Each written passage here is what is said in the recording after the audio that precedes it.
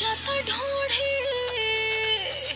हाँ भर जाता ढोढ़ी मोर पसीना से राजा भर जाता ढोढ़ी मोर पसीना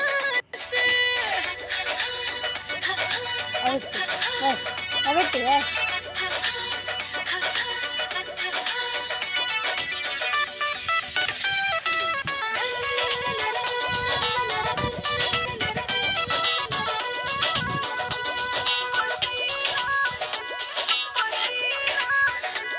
आज मौसम तबादल बेसाराम रानी यही में मूड फाइल गाराम गइल लाइट बढ़ल परेशानी चोली साया से टपको त पानी हर तो